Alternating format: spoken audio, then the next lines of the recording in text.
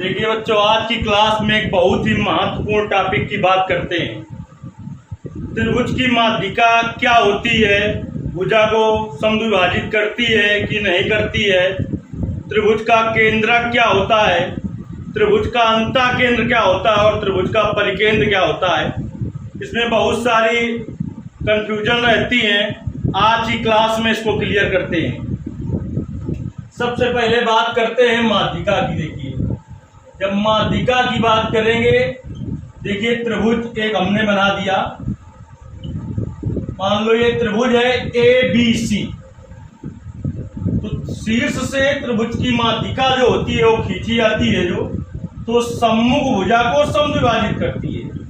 जैसे माध्यिका है AD, ये सम्मुख भुजा को क्या करेगी, समद्विभाजित करेगी जो माध्यिका होगी। जैसे भुजा मान लो BC है 30 सेंटीमीटर की, तो ये 15-15 हो जाएगा यहाँ से, क्योंकि ये शीर्ष से जो माध्यिका खींची जाती है वो सम्मुख भुजा को समद्विभाजित करती है। जैसे यहाँ से खींचे, माध्यिका एक हो गई है।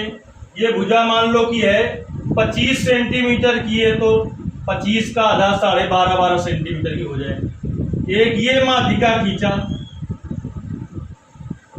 CF, तो मान लो ये भुजा है 20 सेंटीमीटर की, तो ये 10-10 सेंटीमीटर की हो जाएगी। यानी त्रिभुज की जो माध्यिका होती है वो जिस भुजा पर खींची जाती है माध्यिका, उस भुजा को समद्विभाजित करती है।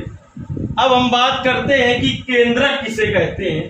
तो ये केंद्रक है आपका, ये है त्रिभुज का केंद्रक। केंद्रक की परिभाषा क्या होगी, जहां पर त्रिभुज की तीनों माध्यिकाएं मिलती हैं, जिस बिंदु पर त्रिभुज की तीनों माध्यिकाएं मिलती हैं उसे ही केंद्रक या गुरुत्व केंद्र कहते हैं।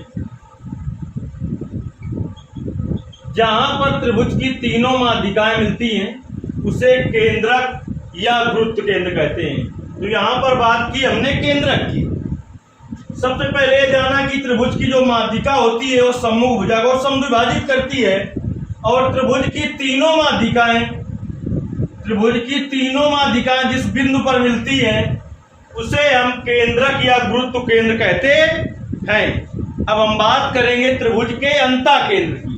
देखिए, त्रिभुज का अंतःकेंद्र क्या होता है उसकी बात करते हैं, क्योंकि बहुत सारे सवालों में हम कंफ्यूज रहते हैं कि अंतःकेंद्र क्या है, परिकेंद्र क्या है, केंद्रक क्या है। तो देखिए, यदि कोई त्रिभुज बना हुआ है,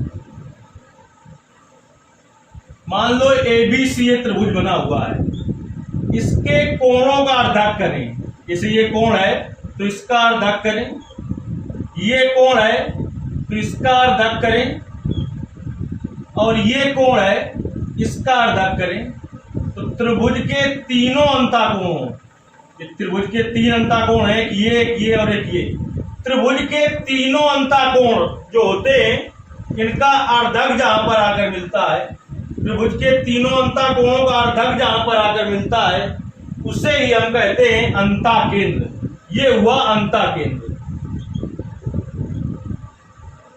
कोण अर्धक का मतलब आप जान रहे हैं कि जैसे ये 30 का है तो ये 15-15 अंश के हैं। जैसे ये 60 का है तो ये 30-30 अंश के हैं। जैसे 90 का कोण है मान लो, तो 90 का अर्धक मान 45 होता है। तो ये तीनों कोणों के जो अर्धक हैं जहां पर आकर मिलते हैं उसे अंतःकेंद्र कहते हैं। अब इसको आप यहां तक खींचे, चाहे आगे तक बढ़ाकर यहां तक ले जाएं, यहां तक ले जाएं और यहां तक ले जाएं, तब भी यही आपका क्या होगा, अंतःकेंद्र। अंतःकेंद्र कैसे प्राप्त हुआ, त्रिभुज के कोणों के अर्धक से अंतःकेंद्र प्राप्त हुआ।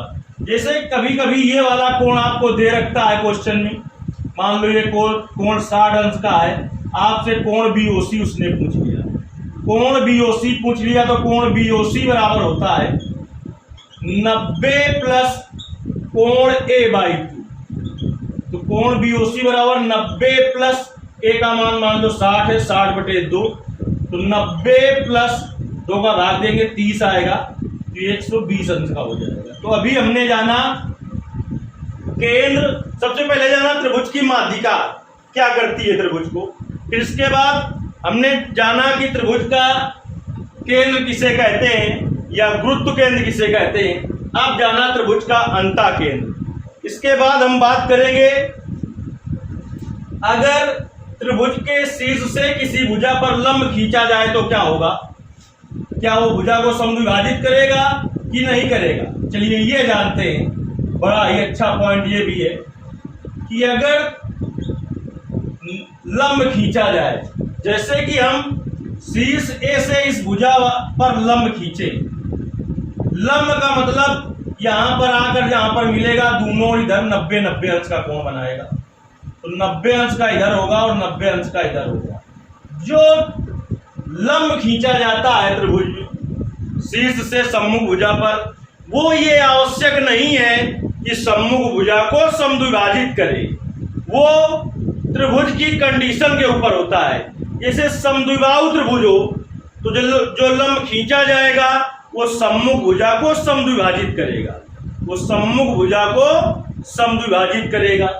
देखिए यहां से एक लंब खींच दिया, दूसरा लंब हमने यहां से खींच दिया और तीसरा लंब यहां से खींचा, लंब खींचा है, यानी ये भी 90 अंश का कोण होगा, ये भी 90 अंश का कोण, ये भी 90 अंश का कोण और ये भी 90 अंश का कोण होगा।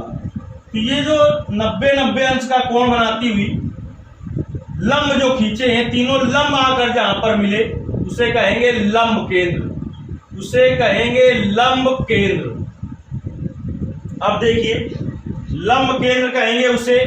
तो जैसे लंब केंद्र की बात करें और ये कोण पूछ ले, चाहे ये कोण पूछ ले, तो इसमें जो ये कोण होगा वही ये कोण होगा। कैसे?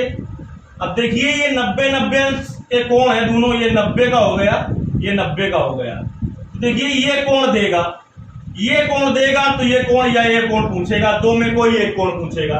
तो जैसे ये 60 अंश का कोण है, तो देखिए एक त्रिभुज के अंदर ये एक चतुर्भुज बन गया आपका AF, यहां पर O लिख दे, AFOE।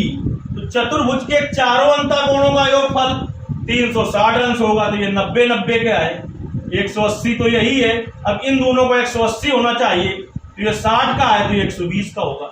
चाहे केवल ये पूछे तो 120 का हो जाएगा, या तो फिर ये पूछेगा तो ये संगत कोण है, ये भी 120 का हो जाएगा। तो ये हुआ लंब केंद्र। अभी रह गया परिकेंद्र। अब हम बात करते हैं परिकेंद्र की, बात करते हैं। देखिए परिकेंद्र क्या होता है उसकी भी बात कर लेते हैं। यहां पर हमने एक त्रिभुज बना दिया ABC, जो एक त्रिभुज बनाया, तो देखिए इससे इस पर हमने लंब ऐसा खींचा कि ये सम्मुख भुजा को समद्विभाजित कर रहा है, लंब भी है और सम्मुख भुजा को समद्विभाजित भी कर रहा है। ये भी लंब भी है और सम्मुख भुजा को समद्विभाजित भी कर रहा है, और ये भी लंब भी है और सम्मुख भुजा को समद्विभाजित भी कर रहा है। यानी ये 90 अंश का कोण, ये 90 अंश का कोण, ये 90 अंश का कोण और ये 90 अंश का कोण, और ये सम्मुख भुजाओं को समद्विभाजित भी कर रहे हैं। देखिए सम्मुख भुजा को समद्विभाजित कर रहे हैं, या तो इसे कहेंगे हम लंब केंद्र। ये जो प्राप्त होगा इसे हम कहेंगे लंब केंद्र। लंब भी है और अर्धक भी कर रहा है, इसे ही कहते हैं लंब अर्धक। लंब अर्धक, तो जहां पर ये लंबार्धक रेखाएं जाकर मिली उसे ही कहेंगे हम लंब केंद्र। ये जाना त्रिभुज के बारे में। आज की क्लास में इतना ही। यदि आपको अच्छे से समझ में आया हो तो वीडियो को ज्यादा से ज्यादा लाइक कीजिए। धन्यवाद।